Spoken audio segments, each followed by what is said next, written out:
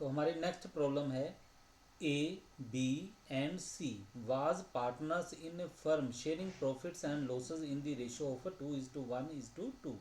ए B C एक साझेदारी firm में साझेदार हैं और वो अपने लाभ हानि अनुपात को 2:1:2 में बांटते हैं। They decided to convert their into a private company with effect from 31 March 2020। तो उन्होंने फैसला लिया कि वो जो अपनी साझेदारी फर्म है, अपना बिजनेस है, उसको एक प्राइवेट कंपनी में बदल देंगे।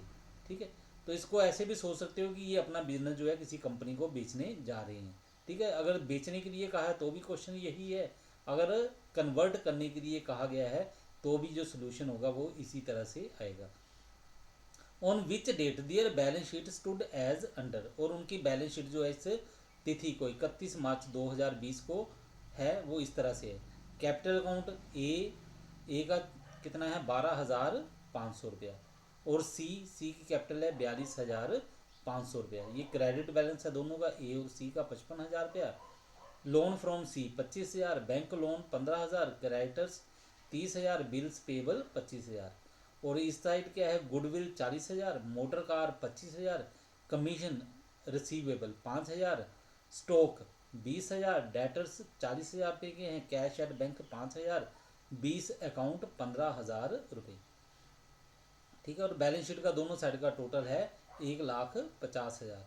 अब एडजस्टमेंट है या इंफॉर्मेशन जो और दी गई है वो क्या है, all assets except cash and commission and all liabilities are taken over company for a consideration of ₹1,00,000 to be discharge through the allotment of 10,000 equity share of ₹10 each. तो कहते हैं जितनी भी एसेट्स हैं, कैश को और कमीशन जो accrued है, रिसीवेबल है, उसको छोड़कर, और लाइबिलिटी सारी की सारी कंपनी ने टेक ओवर कर ली है और बदले में वो 1,00,000 रुपया देगी। ठीक है, और देगी कैसे, इसके लिए जो भुगतान का तरीका है वो है 10,000 इक्विटी शेयर्स के रूप में, और एक इक्विटी शेयर की कीमत होगी 10 रुपये।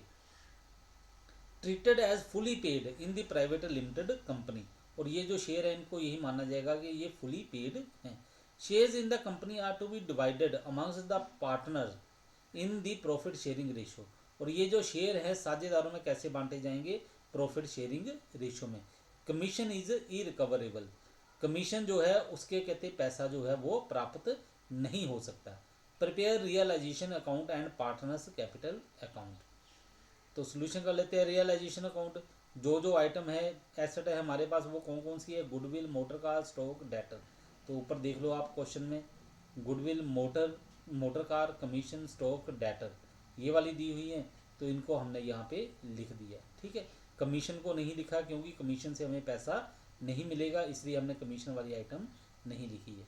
और लोन जो आउटसाइडर है यानी कि दूसरे लोगों को पैसे का भुगतान करना है वो क्या है, बैंक लोन है, क्रेडिटर्स हैं, बिल पेबल हैं।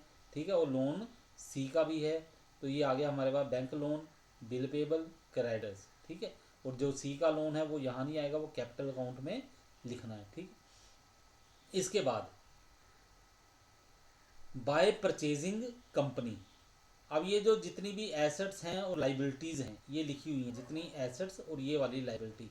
ठीक है, इनको भुगतान करने के बाद कि एसेट जो है उसका पैसा प्राप्त कर लिया और लाइबिलिटी जो है उनको भुगतान कर दिया गया, किसके द्वारा, कंपनी के द्वारा। कंपनी ने क्या किया है, ये एसेट्स ले ली और इन लाइबिलिटीज़ का भुगतान कर दिया।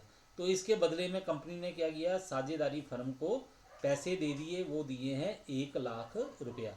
किसके लिए, परचेज कंसिडरेशन। ठीक है, तो ये एसेट्स और लाइबिलिटी को अलग अलग हम इसलिए नहीं बेच रहे हैं या उनका भुगतान कर रहे हैं क्योंकि ये सारे का सारा वो सारे का सारा परचेजिंग कंपनी ने खुद किया है। ठीक है, एसेट्स के लिए भी और लाइबिलिटीज़ के लिए भी, और हमें मिला है बीच में परचेज कंसिडरेशन। हमें का मतलब है ये जो साझेदारी फर्म है हम उसकी बात कर रहे हैं, उनको 1,00,000 रुपया मिल गया। तो इस सौदे में क्या हुआ है, प्रॉफिट हुआ है 45,000 रुपये का। ठीक है, ये 1,70,000 है, इसमें से अगर ये वाली वैल्यू जो है इनको माइनस कर दोगे 45,000 आ जाएगा, 45,000 का प्रॉफिट है। ठीक है, तो इसको प्रॉफिट शेयरिंग रेशियो में बांट देना आपने 2:1:2 में। तो 2:1:2 में बांटोगे, ए के अकाउंट में आ जाएंगे 18,000 रुपये, बी के 9,000 और सी के 18,000 रुपये। तो अब देखते हैं पार्टनर्स कैपिटल अकाउंट बना के। बाय बैलेंस ब्रॉट डाउन, तो ए का क्रेडिट बैलेंस है 12,500 और सी का है 42,500। इधर to balance brought down, B का क्रेडिट बैलेंस दिया, बी का डेबिट बैलेंस दिया, इसलिए डेबिट में लिख दिया 15,000 रुपये। और उसके बाद क्या कहा गया है कि कमीशन जो है उसका पैसा प्राप्त नहीं हो सकता है। तो ये एक तरह से क्या हो गया, लॉस होगी। तो लॉस को हमें इसमें ट्रांसफर कर देना साझेदारों के कैपिटल अकाउंट में। टू कमीशन, तो लाभ हानि अनुपात जो है उसमें बांट दिया, तो ये आ गया 2000, 1000, 2000, यानी कि 2:1:2 में इसमें बांट दिया, इतना आ गया हमारे पास। फिर उसके बाद to shares in purchasing company, share कितने थे, 1 लाख रुपए के। 1 लाख रुपए के जो शेयर थे उनको साझेदारों में बांट दो 2:1:2 में, तो ये आ जाएगा 40,000, 20,000 और 40,000। ठीक है, तीनों के खाते में आ गया। उसके बाद बाय रियलाइजेशन, जो प्रॉफिट था, प्रॉफिट कितना हुआ, ए को मिला है 18,000 रुपये का, बी को 9,000 रुपये का, सी को 18,000 रुपये का। इसके बाद बैलेंस देखो, बैलेंस क्या आएगा, टू बैंक फाइनल पेमेंट, सी को पैसे मिल जाएंगे 18,500 रुपया, ये बैलेंस फिगर आई है। इधर बाय बैंक अकाउंट रिकवरी, और ए और बी से पैसा प्राप्त किया जाएगा, इनसे पैसे वसूल किए जाएंगे। ए से वसूल किए जाएंगे 11,500 रुपया और बी से वसूल किया जाएगा 27,000 रुपये। ठीक है, हमें तो सिर्फ ये 2 अकाउंट बनाने के लिए कहा था, लेकिन मैं यही बोलता हूँ कि बैंक अकाउंट आप बना लिया करो ताकि आपको पता चल जाए कि आपका न्यूमेरिकल ठीक है कि नहीं। तो कैपिटल, ये जो बैंक अकाउंट है इसका ओपनिंग बैलेंस क्या है, टू बैलेंस ब्रॉट डाउन ये है 5,000 रुपया।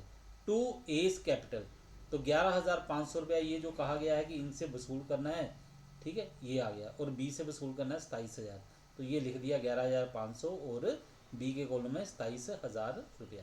बाय सीज लोन, सी के भुगतान कर दिया 25,000 रुपये का।